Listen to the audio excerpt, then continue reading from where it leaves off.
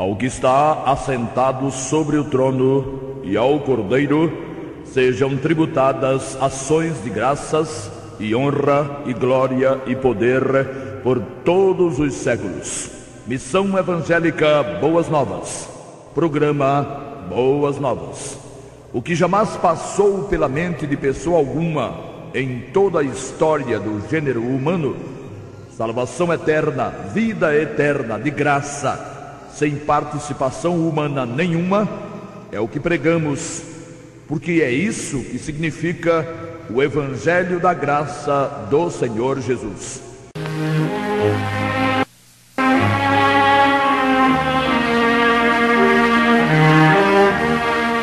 Todo o mundo está no maligno. Essa terrível declaração foi feita pelo apóstolo João em sua primeira epístola 5:19. Ele viveu no primeiro século da era cristã, portanto, há cerca de 1900 anos, e o mundo já estava no maligno. Porque desde que Adão e Eva entregaram o ouro ao bandido, quer dizer, deixaram de ouvir aqui com o significado de obedecer, deixaram de ouvir a Deus, preferindo obedecer à voz do inimigo, que o mundo que lhes havia sido entregue pelo Criador, Gênesis 1:28, passou às mãos de Satanás.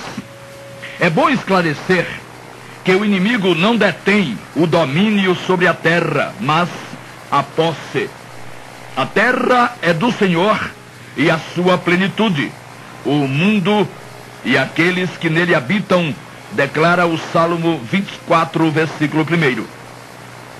O domínio do planeta Terra é do Criador. Todavia, quem detém a posse e a deterá até que o tempo chegue ao fim é Satanás. A relação jurídica está perfeita. Após a recriação, como informa o livro de Gênesis, Deus entregou a posse da terra ao homem, que, ouvindo e atendendo às insinuações do inimigo, lhe transferiu tal posse. É a mesma coisa que acontece em um contrato de locação. Firmado o contrato, aceitas as cláusulas, o proprietário do imóvel transfere a posse ao locatário, o inquilino, e é obrigado o dono do imóvel, o locador, a cumprir o contrato, não podendo inclusive entrar no imóvel sob a alegação de ser o proprietário, pois não detém a posse, detém o domínio. Continua sendo o dono, mas, juridicamente, não tendo a posse, está proibido por lei de entrar ali sem o consentimento do inquilino, que é, haja repetição, quem detém a posse por força do contrato. Deus, ao dar ao homem a terra, com autorização para sujeitá-la, não lhe proibiu a sublocação, ou seja, não proibiu que o homem a transferisse para outrem. E só foi o que deu. Fazendo-se servo do inimigo, já que lhe obedeceu, o homem, Adão, transferiu-lhe a posse da terra. Portanto, e por causa disso, o mundo está no maligno. O Senhor Jesus o denominou de príncipe deste mundo. João 12:31, 14:30 e 16:11. E o apóstolo Paulo o chamou de Deus deste século, segundo aos Coríntios 4:4. Quanto a isso, não há o que contestar.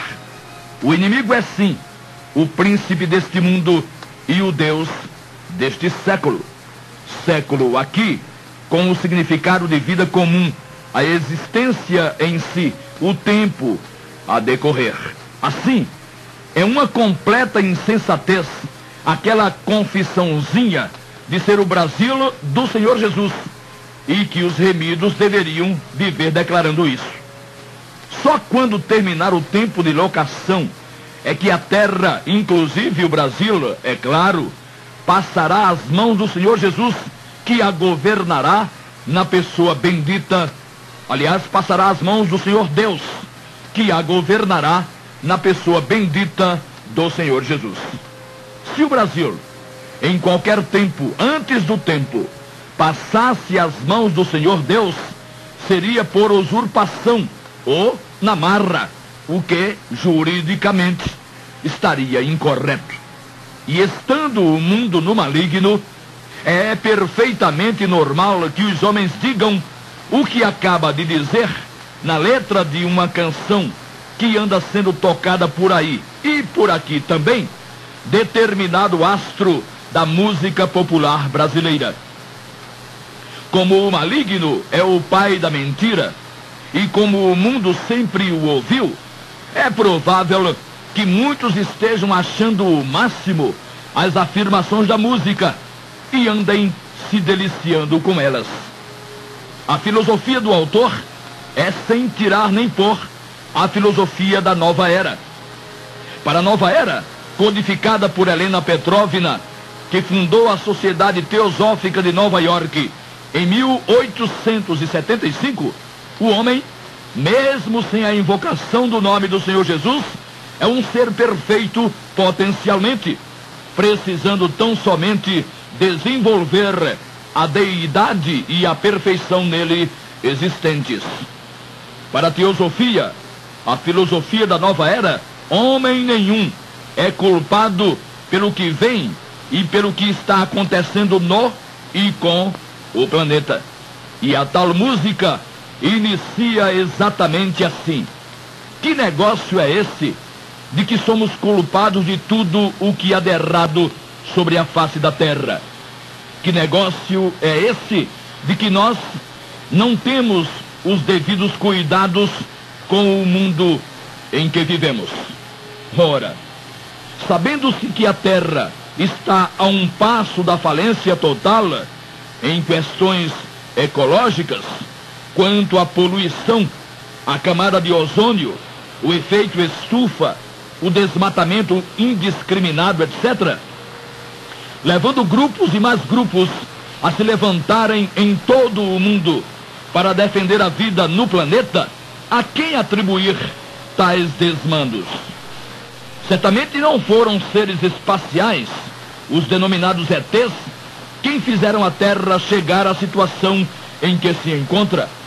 E se não foram ETs, e nem foram os humanos, deve ter sido Deus. Nas entrelinhas, é isso o que está sendo dito. Deus criou a terra, mas a abandonou. Ninguém não, mas uma enorme maioria, inclusive o cantor em pauta, não considera o que afirmam as Sagradas Escrituras sobre o processo de destruição do planeta, estando inclusive escrito: é chegado o tempo de destruíres os que destroem a terra. Apocalipse 11:18, última parte. Sempre foi mais fácil e mais conveniente também colocar a culpa dos males praticados em outros, fugindo à responsabilidade. Vivemos em busca da felicidade, diz o cantor. Mas de que felicidade os homens vivem à procura? Da felicidade do agora, do já, do material, do físico, da vida daqui de baixo. É verdade que alguns também pensam na felicidade do depois do corpo, mas novamente dependendo deles mesmos. E aqui, a essa altura da letra, diz o autor, não somos perfeitos ainda. Teosofia pura. Helena Petrovna, no livro Doutrina Secreta, primeiro volume, página 220, escreveu: Satã veio a converter-se na figura grandiosa de um personagem que do homem terrestre faz um homem divino. O cantor está rezando direitinho pela cartilha de Petrovna. Não somos perfeitos ainda, mas haveremos de ser logo, logo. É o que ele, de forma tácita, afirma e afirmou. Seria o homem terrestre transformando-se em homem divino.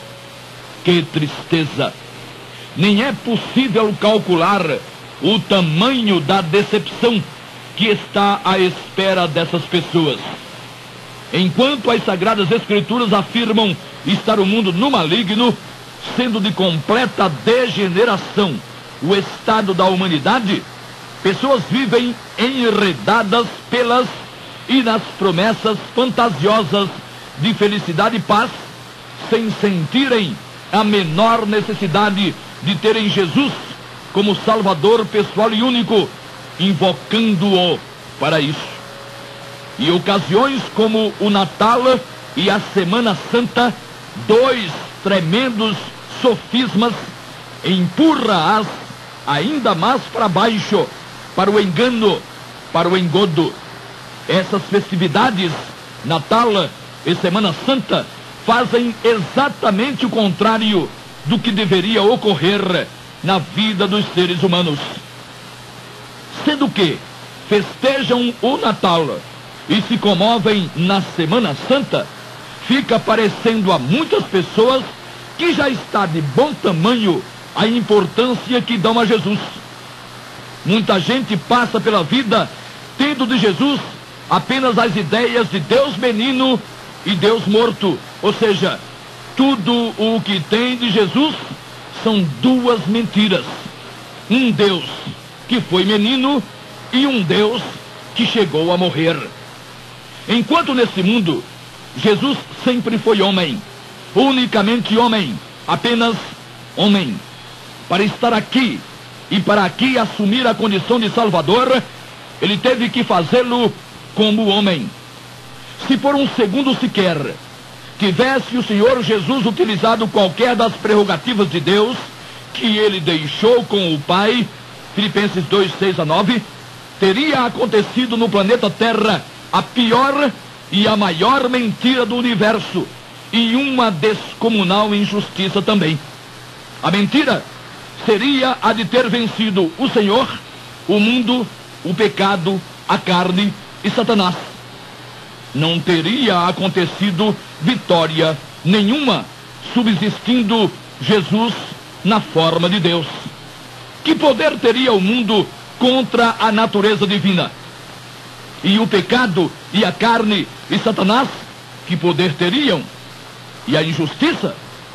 A injustiça teria sido o Criador obrigar a criatura a enfrentá-lo. Qual a condição que existiria em Satanás para vencer aquele que o criara? Nesse caso, a tentação lá no deserto teria sido um jogo de cartas marcadas. E o inimigo transformar-se-ia de vilão em coitadinho, pobrezinho do inimigo, sendo obrigado a enfrentar um Deus. E a vencer quando? Essa foi mais uma dessas doutrinas inventadas na sórdida tentativa de desmoralizar o Senhor Jesus, fazendo-o um déspota, sem caráter ilibado, sem caráter puro, medindo-se como Deus com uma criatura, numa diferença incomensurável de forças. Isso está exatamente do tamanho que o inimigo queria. Deus seria um usurpador e ele, inimigo, um triste, vencido de forma injusta e desigual. Mas esses conceitos vêm de longe. Sem perceber, muitos remidos os repetem inocentemente, achando inclusive estarem glorificando a Jesus, enquanto afirmam ter sido ele no mundo 100% homem e 100% Deus. Voltemos à letra da música. Ela diz: afinal, nem sabemos por que aqui estamos. Essa é outra jogada satânica. Essa expressão, não sabemos por que aqui estamos, equivale àquela outra, não pedi para vir ao mundo. Portanto, quem aqui me colocou, que resolva o que vai ser. E adivinhem de quem termina sendo a culpa em tal conceito? De Deus. Ele seria o responsável por tudo o que já aconteceu, acontece e acontecerá. Assim, Cada pessoa que nasceria porque Deus determinou que ela nascesse, sejam quais tenham sido as condições em que isso tenha ocorrido ou ocorra. É a tal da soberania absoluta do Criador, sem a qual, advogam muitos, ele estaria desmoralizado. Assim fica fácil. Um casal de adolescentes irresponsáveis relaciona-se sexualmente, gera um filho, e de quem é a culpa? De Deus. Uma mulher portadora de uma doença degenerativa gera um filho com o mesmo problema, e de quem é a culpa? De Deus. Uma jovem é miseravelmente estuprada, concebe uma criança com problemas físicos e psíquicos herdados do estuprador, e de quem é a culpa? De Deus. Tanto nesses casos, como nos casos em que, de comum acordo, casais geram filhos, esses filhos são produto do mapa genético dos pais, como a cor da pele, a cor dos olhos, o tipo dos cabelos, a altura, a beleza física e a saúde, sem que Deus interfira nunca. No Zimbábue, em Zâmbia, na Etiópia ou em qualquer outro país africano de predominância negra, não existe a possibilidade do nascimento de uma criança com aparência nórdica, ou seja, pele alva e olhos azuis. O contrário também não tem como acontecer. Nos países escandinavos, Suécia e Noruega, por exemplo, jamais nasceriam crianças de pele escura. Não sabemos porque aqui estamos, afirma o cantor. Arranje-se lá com seus pais, ou então aprenda, examinando as Sagradas Escrituras, que Deus, o Criador, dotou os seres humanos do extraordinário poder de se multiplicarem.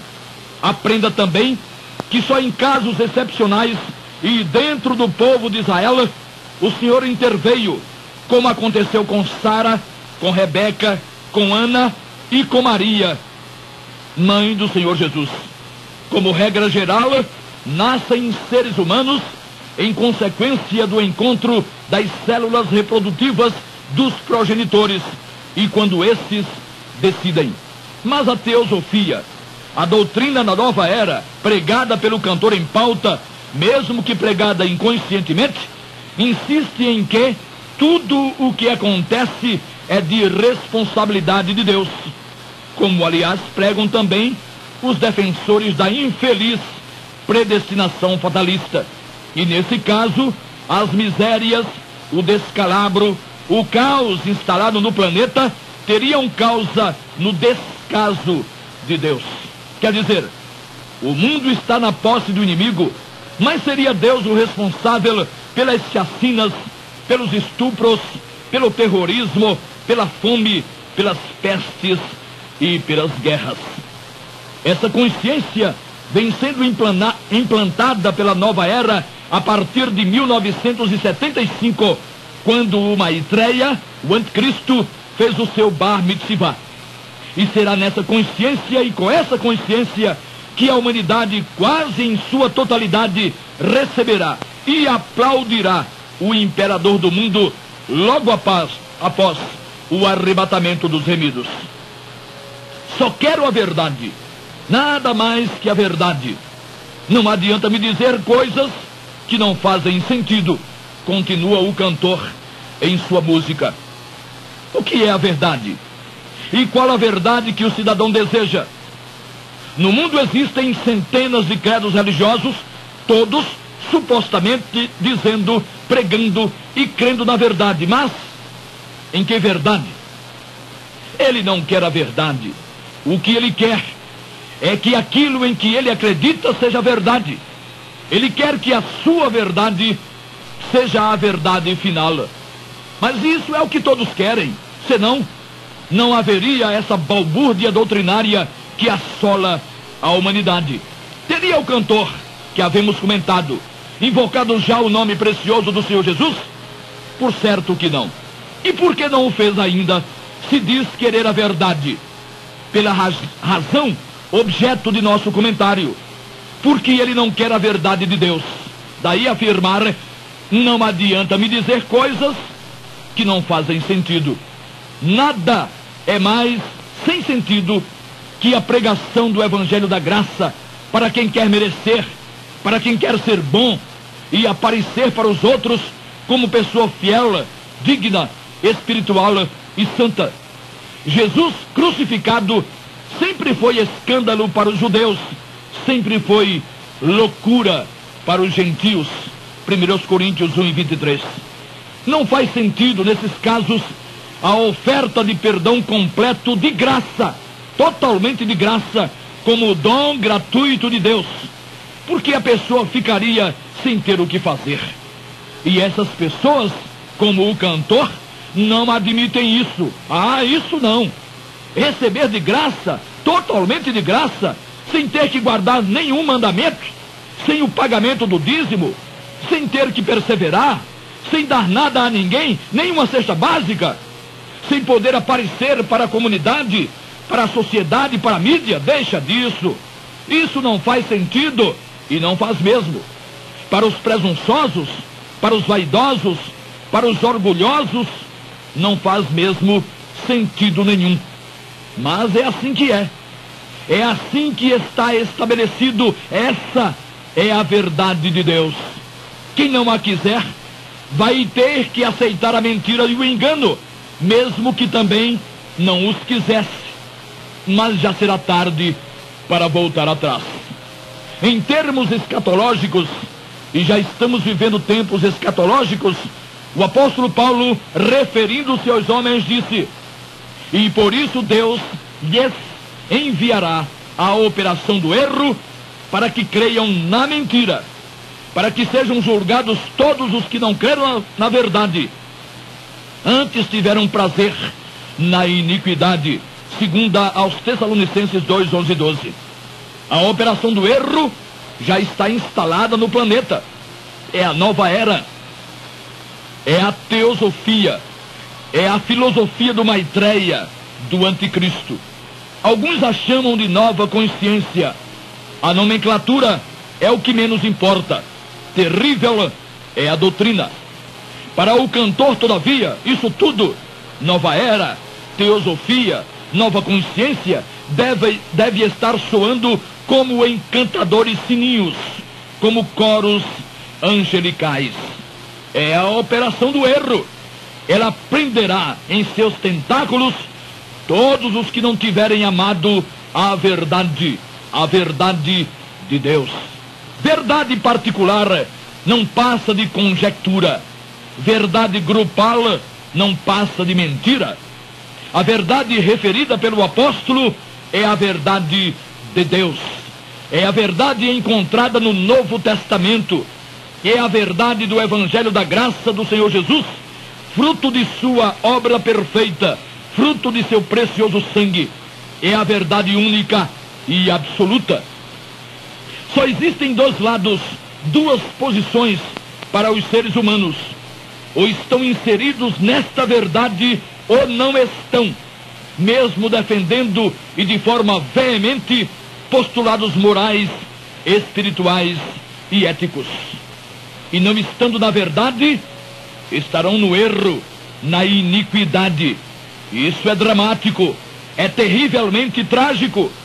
Pessoas incapazes de uma palavra mais rude, pessoas que temem realmente a Deus, pessoas que vivem vidas moralmente aceitáveis, laborando no erro, vivendo na vigência de mentiras e na mentira.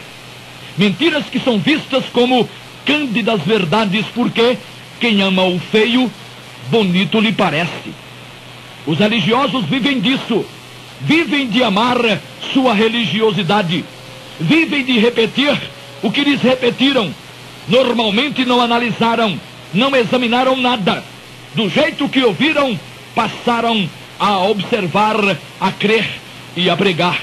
E todos dizem, e cada um diz que com ele é que está a verdade, mesmo sem ter examinado e cotejado a tal verdade com a verdade padrão, com a verdade de Deus. Ouve-se ainda o cantor dizer: buscamos apoio nas religiões, e procuramos verdades em suposições. Quem manda? Quem manda não levar a sério a verdade? A verdade, verdade. A verdade de Deus. Ficam por aí, pulando de religião em religião e crendo em suposições. Como poderiam ter certeza? Mas teria Deus deixado o homem à mercê de crendices religiosas, muitas inventadas e proclamadas pelo próprio Satanás?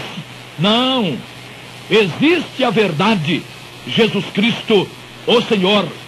Não o Jesus do presépio e nem o Senhor morto.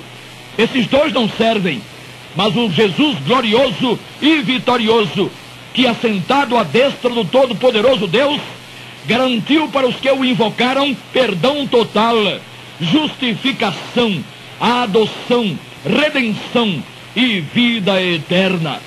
O Jesus do presépio não derramou sangue e o Senhor morto não ressuscitou.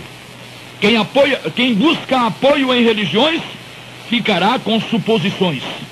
Só vai estar na verdade quem buscou apoio na verdade, Jesus Cristo, o Salvador.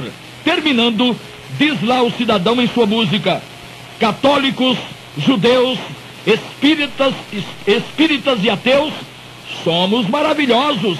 Afinal, somos filhos de Deus. Somos maravilhosos. Lá vem a história de volta. Se os homens são todos maravilhosos, quem seria ou quem é o responsável por tudo de grotesco que tem acontecido e está acontecendo? Nesse contexto, só sobra Deus. Nova era em ação. Tudo, ou quase tudo hoje no mundo cheira a nova era. Mas quem é que percebe? Afinal, somos filhos de Deus, conclui o cantor. Belos filhos Deus teria. Assassinos sanguinários, sem compaixão, cruéis, exploradores de toda ordem, que só visam o lucro, religiosos que levam tudo a sério, menos o que Deus afirmou em sua palavra. Belos filhos Deus teria. Esta é, talvez, a mais asquerosa mentira que Satanás inventou e implantou entre os religiosos.